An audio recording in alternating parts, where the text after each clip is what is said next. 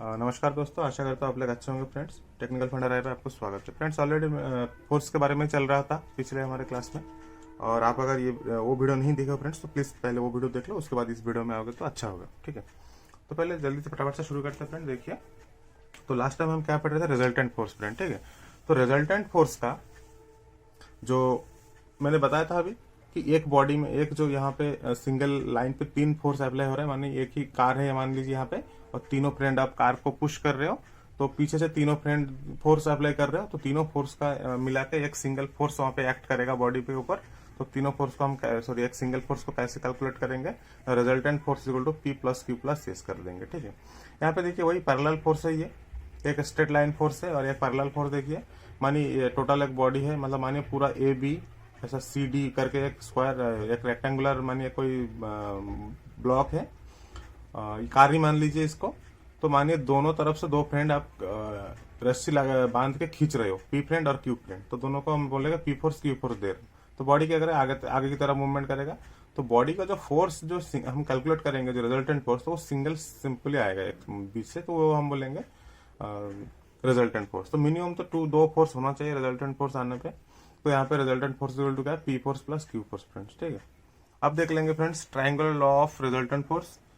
थोड़ा फ्रेंड्स इसमें क्या होगा, कैलकुलेट है, कुछ डेरिवेशन है, तो पर उतना इंपॉर्टेंट नहीं है डेरिवेशन आपको।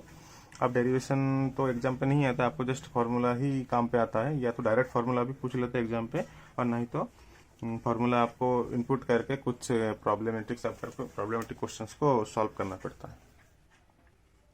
तो देखिए यहाँ पे एक मैंने लोहा बना फ्रेंड्स, एक ड्राइंग बनाई। देखिए triangular law of resultant force, और parallelogram law of resultant force भी हम बोल सकते हैं।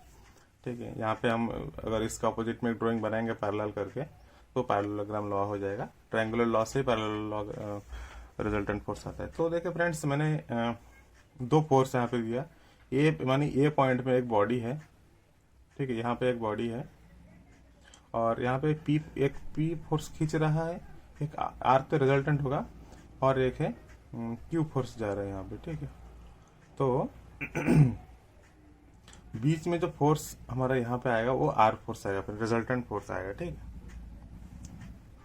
तो यहाँ पे एक हमने वो रिजल्टेंट फोर्स कैलकुलेशन करने के लिए एक ट्रायंगुलर लॉ हिसाब से हम कर रहे हैं। देखिए यहाँ पे ये जो ट्रायंगुलर है इसको हमने बनाया ए बी सी, और ऊपर से एक वर्टिकली हमने डाला है, वर्टिकल लाइन क्रिएट किया जो कि एक हाइट होता है। तो इस राइट एंगल, मतलब हमको कुछ भी करने के लिए एंगल तो राइट एंगल करना पड़ेगा, इसलिए राइट एंगल करने के लिए हम क्या किए हैं, एक हाइट नीचे दिया, और हाइट को हमने बी से डी कनेक्ट कर दिया।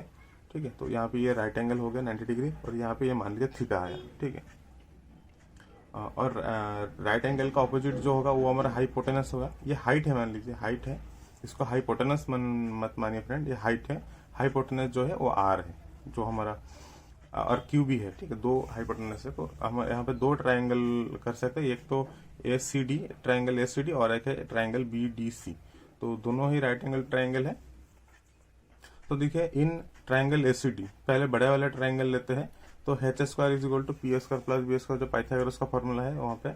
तो एच स्क्वायर की जगह हम क्या लिखते हैं, ए सी स्क्वायर जो हमारा आर रिजल्टेंट फोर्स का स्क्वायर, और C D square plus A D square. तो एडी का एडी मतलब क्या है, A B plus B D है फ्रेंड, तो A B plus B D मैंने लिख दिया, और ए सी की जगह आर स्क्वायर कर दिया फ्रेंड। ठीक है, तो R square is equal to C D square plus, ये वहाँ पे जो फॉर्मूला है A plus B whole square का यहाँ पे इनपुट किया मैंने।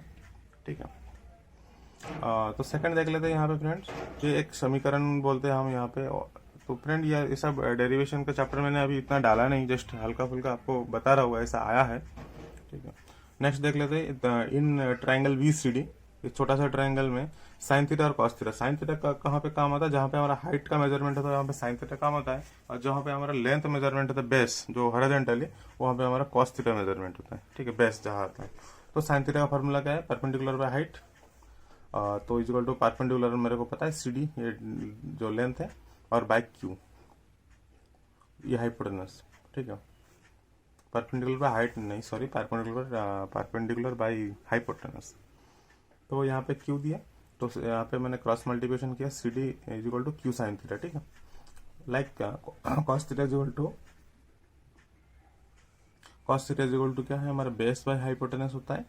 तो यहाँ पे बेस हमको पता है बीडी है, तो यहाँ पे बीडी मैंने लिखा, क्यू सेम ही है क्योंकि हमारा ट्रायंगल बीडीसी ले रहे, equal to BD is equal to Q cos theta friend. ठीक है, ये 2 कर सकते हो, ये 3 ले सकते हो फ्रेंड्स। तो 1 2 एंड 3, ठीक है। तो फ्रेंड्स हमारा मैंने जो उस अभी जो दिखा है फ्रेंड्स जो ट्रायंगुलर लॉ पे, तो फाइनली हमारा जो रिजल्टेंट फोर्स का जो वैल्यू का फॉर्मूला आता है वो है P square plus Q square plus 2pq cos theta friend, ठीक है।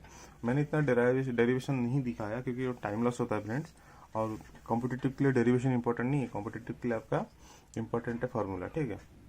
आप ये फॉर्मूला याद रख लीजिए, जो ट्रायंगुलर लॉ पे रिजल्टेंट फोर्स का फॉर्मूला कैसे आएगा। अगर कोई कहीं पे एंगल दिया जाएगा फ्रेंड्स, जहां पे एंगल होता है, मैं इसका प्रॉब्लम भी दिखाऊंगा फ्रेंड्स। मैंने बोलेगा कि ये 2 फोर्स मतलब अप्लाई हो रहा है और दोनों फोर्स का एंगल इतना क्रिएट हो रहा है, तो वहां पे रिजल्टेंट फोर्स क्या आएगा। तो वहां पे आपको क्या करेगा, डायरेक्ट आप ये फॉर्मूला अप्लाई कर दीजिए, R result P square plus Q square plus 2pq cos theta. और कॉस का वैल्यू आपको जानना पड़ेगा, cos 0 cos 45 cos 60 cos 90। तो cos 90 तक ही इंपॉर्टेंट है फ्रेंड, ज्यादा हमको नहीं चाहिए, ठीक है। 90 भी तो नहीं चाहिए cos 90, क्योंकि cos 60 मोस्ट इंपॉर्टेंट, cos 30 45 ये ज्यादा आता है फ्रेंड्स, ठीक है, एग्जाम में। फिर नेक्स्ट देख लेते हैं लमीज थ्योरम। देखिए फ्रेंड्स, यहाँ पे सर लमी जो है वो एक साइंटिस्ट थे, तो उसने एक फोर्स के ऊपर एक मतलब एक एक्सप्लेनेशन किया था, या तो एक तथ्य दिया था उसने, तो वो एक थ्योरी माना जाता है उसको। तो उसमें है क्या, मान लीजिए कोई भी एक सिंगल या पॉइंट है, तीनों तरफ से बैलेंस फोर्स आ रहा है, मतलब सेम फोर्स आ रहा है यहाँ पे, तो यहाँ पे रिजल्टेंट फोर्स तो यहाँ पे 0 हो रहा है, ठीक है। पर आप यहाँ पे कैलकुलेशन कर देखिए, यहाँ पे पहले डेफिनेशन थोड़ा देख लेते हैं। If 3 forces acting on a point are mutual equilibrium, मतलब सारे फोर्स सेम है, then each forces will be proportional to sine of the angle between the remaining 2 forces. तो देखिए यहाँ पे पी फोर्स दे रहा है, उसका अपोजिट में अल्फा एंगल क्रिएट हो रहा है दोनों फोर्स में, ठीक है। फिर यहाँ पे अगर मैं देखो कि क्यू फोर्स आ रहा है, तो क्यू फोर्स जहाँ पे हो रहा है ये बीटा एंगल क्रिएट कर रहा है, और पी एंड आर फोर्स मतलब दो अपोजिट दो फोर्स में जो एंगल क्रिएट हो रहा है, ठीक है, साइन एंगल जो हम मान सकते हैं उसको। फिर उससे ऐसा लाइक आर फोर्स हम अप्लाई कर रहे हैं यहाँ पे, तो आर फोर्स का ऑपोजिट में कौन सा एंगल हो रहा है ना, थीटा हो रहा है, वो क्यू एंड पी फोर्स के बीच में, ठीक है। तो अगर हम इसको मैथमेटिकली कैलकुलेशन करेंगे, तो पी बाई साइन अल्फा आएगा equal to Q by sine alpha sine beta and equal to R by sine theta, मतलब इक्वल होगा सब। तो ये एक एंगल है फ्रेंड्स, आपको मानिए डिफरेंट एंगल है यहाँ पे अगर तीनों फोर्स का एंगल सेम हो जाएगा तो 0 हो जाएगा फ्रेंड वहाँ पे रिजल्टेंट, ठीक। मानिए यहाँ पे 60 60 60 हो रहा है, तो आपको क्या आएगा वहाँ पे। बट आपका अगर यहाँ पे कुछ अलग अलग एंगल आता है, अल्फा बीटा और जो थीटा है तीनों, ठीक है, तो यहाँ पे अलग अलग एंगल आएगा, तो उस कंडीशन में हम कैसे हम इसको मेजरमेंट करेंगे, ठीक है। तो वो इसने लमीज थ्योरम ने नहीं, इसने ये फॉर्मूला हमको बताया था, ठीक है फ्रेंड्स। अब देख लेते हैं इनर्शिया क्या है। देखिए इनर्शिया जो है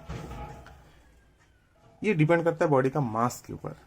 जितना बड़ा होगा बॉडी मास, जितना बड़ा होगा उसका इनर्शिया भी उतना बड़ा होगा। कैसे देखिए फ्रेंड्स, तो मानिए इनर्शिया क्या होता है, ये एक सिंपल सा बॉडी का एक प्रॉपर्टी है which resist change in its state of rest or of uniform motion। मानिए जैसे भी आप सिंपल से देखिए, एक कार को चला रहे हो और एक बाइक चला रहे दोनों, तो कार में क्या और कम फोर्स में हम उसको क्या कर सकते हैं, रेस्ट कंडीशन में ला सकते हैं।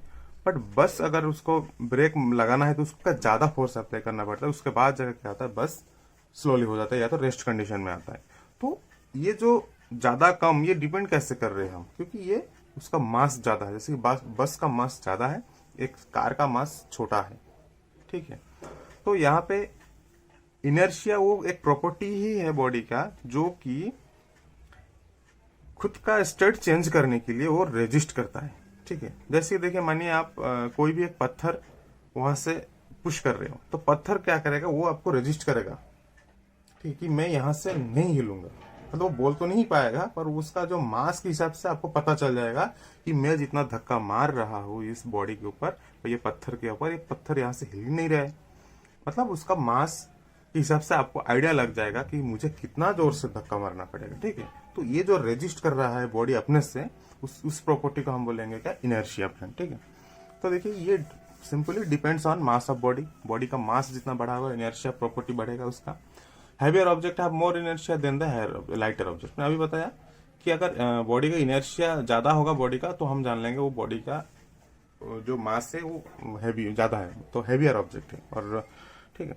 तो कुछ एग्जांपल देख लेते हैं क्या होता है। व्हेन ए बस start suddenly the passenger fall backward. देखिए अब जैसे एक बस कोई स्ट्रेट कंडीशन में है तो वो सडनली आगे की तरफ जाता है जब, तो आप लोग क्या करते हो, जो आप बस में तो कभी ना कभी बैठे ही हो आप लोग, हल्का सा पीछे की तरफ हमारा जर्क होता है, मतलब हम पीछे की तरफ आ जाते हैं। तो इसको हम क्या बोलेंगे, इनर्शिया रेस्ट, मतलब हम रेस्ट कंडीशन में थे, हमको हल्का सा पीछे धक्का लगा तो हम रेस्ट कंडीशन में थे, ठीक है। उसी कंडीशन में मानो बस चल रहा है, तो बस चलने के बाद हम बस के अंदर तो हम रेस्ट ही रहते हैं ना, तो बस जब ब्रेक मारता है हम थोड़ा सा आगे की तरफ झुक जाते हैं, तो ये हमारे इनर्शिया मोशन होता है, ठीक है। जब और एग्जाम्पल है जैसे कि हम कोई भी एक कारपेट वगैरह हैंगिंग है और उसको हम एक स्टिक से बाइट कर रहे हैं, तो उस अंदर का जो डस्ट पार्टिकल्स है वो निकल के आ रहा है, तो भी हम उसको इनर्शिया बोल सकते हैं। इनर्शिया मानिए आप बाइक चला रहे हो, तो आप सिंपल से आप बस की एग्जांपल ले लेता हूँ। मानिए आप बस के अंदर बैठे हो और बस चल रहा है 40-60 स्पीड के हिसाब से, और जो बस वो मान लिया राइट के साइड टर्न किया, तो आप क्या करेगा, हल्का सा आपका जो बॉडी है लेफ्ट की तरफ मूवमेंट होगा फ्रेंड्स, ठीक है। तो ये जो लेफ्ट की तरफ मूवमेंट हो रहा है, आप मानो बस लेफ्ट की तरफ जा रहा है तो आप हल्का सा राइट की तरफ आपका बॉडी मूवमेंट हो रहा है, तो ये सब क्या होता है, इनर्शिया ऑफ डायरेक्शन भी हम इसको बोल सकते हैं, ठीक है। जिस डायरेक्शन में बस जा रहे हैं आप उसका अपोजिट डायरेक्शन में जा रहे हो। अब आते हैं फ्रेंड मोमेंटम पे। मोमेंटम को हम पी से डिनोट करते हैं फ्रेंड्स। तो देखिए मोमेंटम क्या है, ये भी डिपेंड करता है क्या, सॉरी मैं पहले मोमेंटम को बता देता हूँ। माने कोई भी बॉडी मोशन कंडीशन में है, ठीक है, तो डिपेंड जो करेगा उसका मास के ऊपर एंड वेलोसिटी के ऊपर, ठीक है। तो देखिए यहाँ पे मानिए एक फोर्स हम अप्लाई कर रहे हैं एक बॉडी के ऊपर, पर वहां पे मास को हमने कांस्टेंट रखा है बॉडी का। मानिए एक 50 केजी का एक मास से, मतलब पत्थर है मान लीजिए, ठीक है, तो हाँ पत्थर ही मान लीजिए 50 केजी का पत्थर, तो उसको वेलोसिटी को हमको अगर कांस्टेंट रखना है तो कुछ फोर्स हमको अप्लाई करना है। तो मान लीजिए यहाँ पे वेलोसिटी जो है हमारा 10 सेंटीमीटर पर सेकंड, ठीक है। जो वेलोसिटी है 50 केजी बॉडी को आप अगर आप धकेल रहे हो, तो बॉडी को उसका वेलोसिटी है 10 सेंटीमीटर पर सेकंड, एक सेकंड में वो 10 सेंटीमीटर वहां से मूवमेंट कर रहा है, आप वहां पे फोर्स अप्लाई कर रहे हो फ्रेंड, ठीक है। तो यहाँ पे वेलोसिटी हम कांस्टेंट ले लिया, तो वेलोसिटी ऑफ बॉडी, तो मान लीजिए उसी को हम उस 10 सेंटीमीटर पर सेकंड को ही धकेलना है और मास को यहाँ पे कांस्टेंट रखना है, तो फोर्स वहां पे थोड़ा सा कम हो जाएगा, ठीक है। तो यहाँ पे डिपेंड करता है मास के ऊपर, अगर मास ज्यादा हो जाएगा तो वहां पे फोर्स आपको ज्यादा बढ़ाना पड़ेगा। देखिए तो यहाँ पे force apply directly proportional to the mass of the body friend. अगर आपका बॉडी का मास ज्यादा बढ़ जाता है तो आपको फोर्स को बढ़ाना पड़ेगा, किस कंडीशन में, जिस कंडीशन में आपका वेलोसिटी कांस्टेंट रखना है, मतलब 10 सेंटीमीटर पर सेकंड आपको अगर ये वेलोसिटी कांस्टेंट रखना है, तो इस कंडीशन में आपको अगर मास बढ़ता है तो आपको फोर्स भी बढ़ाना पड़ेगा, फोर्स ज्यादा देना पड़ेगा। सेकंड रूल में क्या है, वेलोसिटी ऑफ द बॉडी अगर बढ़ता है तो आप फोर्स भी ऑटोमेटिकली बढ़ता है ना, मतलब आप फोर्स ज्यादा दोगे तभी तो वेलोसिटी बढ़ेगा। तो उस कंडीशन में मास को हम क्या कांस्टेंट रख देते। मानिए 50 केजी है, तो 50 केजी का जो पत्थर है उसको अगर आप 10 सेंटीमीटर पर सेकंड से अगर बढ़ा के आपको 20 सेंटीमीटर पर सेकंड उसका वेलोसिटी करना है फ्रेंड, तो उस कंडीशन में क्या आपको फोर्स को ज्यादा देना पड़ेगा, ठीक है। मतलब आप वेलोसिटी ज्यादा करोगे, कब ज्यादा होगा, जब फोर्स आप ज्यादा अप्लाई करोगे, तो मास वहां पे कांस्टेंट है, ठीक है। फिर देख लेते हैं फिर हम डेफिनेशन क्या है। तो जो मोमेंटम है ये quantity of motion in a body is depend on mass and velocity, ठीक है। मास एंड वेलोसिटी की दोनों को कांस्टेंट रखेंगे तो यहाँ पे फोर्स और मास और फोर्स एंड वेलोसिटी के ऊपर हमारा क्या हो रहा है ना, यहाँ पे कुछ वेरिएशन आ रहा है, ठीक है। मतलब अगर मास बढ़ रहा है तो फोर्स बढ़ रहा है, यहाँ पे वेलोसिटी बढ़ रहा है तो भी फोर्स बढ़ रहा है, ठीक है। तो मास एंड वेलोसिटी जो है उसके ऊपर ही हमारा मेन डिपेंड करता है क्या, quantity of motion in a body और मोमेंटम। तो the momentum of body is dependent as the product of its mass and velocity. तो ये दोनों मोमेंटम का अगर हम बॉडी का डिपेंडेंट कैसे करते हैं, अगर मोमेंटम को कैलकुलेशन करना है तो दोनों को प्रोडक्ट लेना पड़ेगा, एक मास और एक फ्रेंड वेलोसिटी। तो momentum is equal to mass into velocity formula है, और P is equal to mass into velocity, और इसका जो तो यहाँ पे momentum is equal to mass into velocity, और मोमेंटम यहाँ पे P is equal to mv kg into metre per second इसका SI यूनिट है, और सीजीएस सिस्टम में यूनिट है gram into centimetre per second, और डायमेंशन ml/t-1, ठीक है। तो फ्रेंड्स ये कैलकुलेशन देख लेते हैं एक दो, तो उसके बाद आपको क्लियर हो जाएगा क्या है कैसे है। तो calculate the momentum of a body car of mass 200 gram moving a speed of 5 metre per second speed. तो देखिए एक कार है उसका जो पूरा होल बॉडी का मास कितना दिया है 200 ग्राम, और उसका वेलोसिटी और उसका स्पीड कितना है 5 मीटर पर सेकंड है, 5 मीटर पर सेकंड है। ठीक है, तो इस कंडीशन में इसको क्या करेंगे, कैलकुलेशन कैसे करेंगे, तो डाटा हम सॉल्व कैसे करेंगे। देखिए डाटा क्या क्या दिया है, मास दिया है, वेलोसिटी हमको दिया है और मोमेंटम उसने पूछा। तो सिंपली यहाँ पे मीटर पर सेकंड है, तो हमको जो इसको ये सीजीएस सिस्टम में है इसका यूनिट और ये एसआई सिस्टम में, तो पहले हमको यूनिट को सेम करना है, चाहे इसको करिए या इसको करिए। तो पहले हम एसआई में ही लेते हैं क्योंकि एसआई सिस्टम हमारा मोस्ट इंपॉर्टेंट है और वही हम एक्सेप्टेड है। तो 200 ग्राम जो है इज इक्वल टू हमारा 0.2 kg होता है यहाँ पे। तो यहाँ पे हमको पता है कि momentum is equal to mass into velocity है, तो 0.2 kg into 5 metre per second, दोनों का अगर मल्टीप्लिकेशन करेंगे तो 1 kg मीटर पर सेकंड और एजी, हाँ मतलब ये सेम ही है, इसका आंसर यही है फ्रेंड, जो कि ये मोमेंट। ये सिंपल से क्वेश्चन है फ्रेंड, एकदम सिंपल। देखिए friend next question, what is the change in momentum of A car waiting 1500 kg when its speed increases from 36 km per hour to 72 km per hour। मतलब ये क्या बोल रहे हैं फ्रेंड, एक कार है जिसका वेट है 1500 kg, ठीक है, और इसका क्या हो रहा है, ऑलरेडी कार चल रहा है कितना 36 kilometre per our already running कर रहा है। तो हम वहां पे एक्सेलरेट दबाया, एक्सेलरेट किया तो कार क्या हुआ 72 किलोमीटर पर आवर हो गया।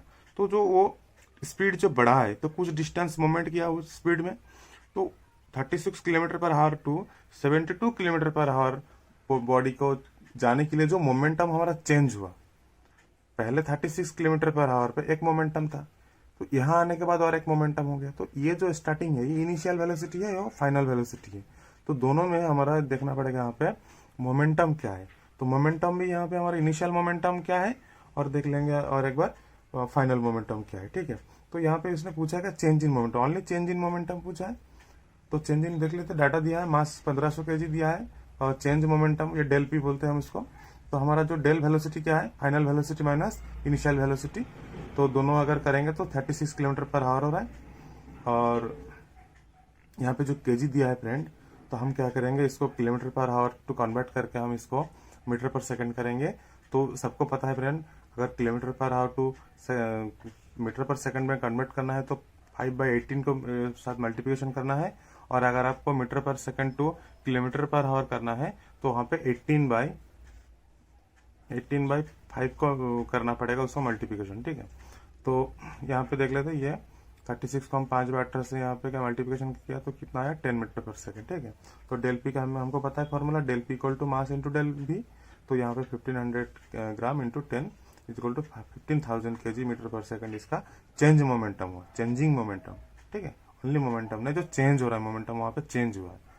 तो ये सेकंड क्वेश्चन है, और एक लास्ट क्वेश्चन देख लेते फ्रेंड, उसके बाद हम दूसरे जाएंगे टॉपिक पे। ठीक है, तो देखिए थर्ड नंबर क्वेश्चन का, ये man throw a ball weighting 50 kg sorry 500 gram vertically upward with a speed of 10 metre per second, initial and final momentum क्या है फ्रेंड। तो देखिए फ्रेंड्स यहाँ पे मैंने ड्राइंग बनाई, वो क्वेश्चन क्या पूछा बोल रहा है उसमें, क्वेश्चन में a man throw a ball, मतलब एक इंसान है जो नीचे से बॉल को ऊपर फेंका, तो बॉल का वेट कितना है 500 ग्राम, मतलब हाफ kg है, 0.5 kg मैंने यहाँ पे कन्वर्ट कर दिया क्योंकि हमारा मीटर ऐसा सिस्टम पे करना है सब कुछ।